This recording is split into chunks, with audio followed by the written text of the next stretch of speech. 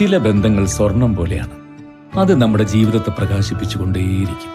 നമ്മുടെ ബന്ധങ്ങൾക്ക് നൽകാം സുതാര്യതയുടെ പൊൻതിളക്കം. Beauty Mark Golden Diamonds, specially for U.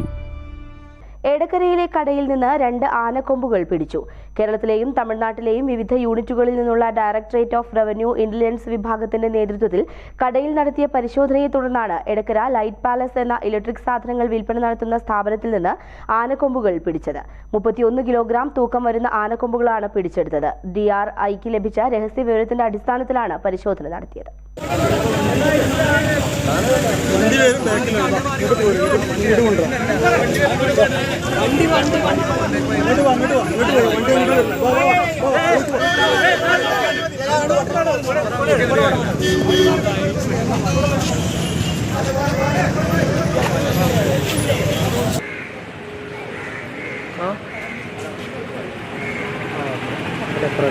പ്രതികളെ നിലമ്പൂർ മെഡിക്കലിൽ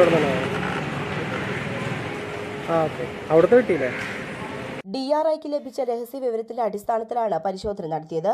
കൊടുങ്ങല്ലൂർ കൂളിമുട്ടം പുന്നയ്ക്കൽ തറയിൽ അരുൺ, മേലാറ്റൂർ പാതിരിക്കോട് പിലായിത്തൊടി ഫദിലുർ റഹ്മാൻ, ലൈറ്റ് പാലസിന്റെ ഉടമ മൂത്തേടം കാരപ്പുറം അടുക്കത്ത് വീട്ടിൽ കബീർ, കബീറിന്റെ മകൻ കാരപ്പുറം അടുക്കത്ത് വീട്ടിൽ റിസ്വാൻ, പാലേമാട് കരിമന വീട്ടിൽ കെ നൌഷാദ്, എടക്കര മില്ലുംപടി കിഴക്കേതിൽ അബ്ദുൽ സലാം, തൃശൂർ കൊടകര കളത്തിലേക്കത്ത് S ഗോകുൽ, പാലേമാട് ഉള്ളാട്ടിൽ മനോജ് എന്നിവരെയാണ് DRI സംഘം അറസ്റ്റ് ചെയ്തത്. പിടിച്ചെടുത്ത കൊമ്പുകളിൽ ഒന്നിന് 16.45 കിലോഗ്രാമും മറ്റേതിന് 15 കിലോഗ്രാമും തൂക്കം വരും. കൊമ്പുകൾ വിൽപ്പന നടത്തുവാനുള്ള ശ്രമത്തിനിടയിലാണ് DRI സംഘാംഗങ്ങളുടെ പിടിവീഴുന്നത്. പ്രതികളെ മെഡിക്കൽ പരിശോധന നടത്തി DRI സംഘം വനംവകുപ്പിന് കൈമാറി. കേസിന്റെ തുടരന്വേഷണം വനംവകുപ്പാണ് നടത്തുക.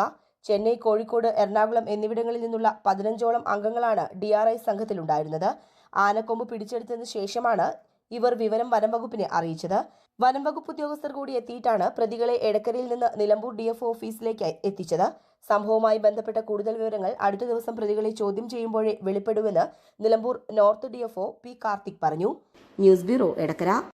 സ്വന്തം ഹൈസ്പീഡ് ഇന്റർനെറ്റ്, നമ്മുടെ സ്വന്തം ഇന്റർനെറ്റ്.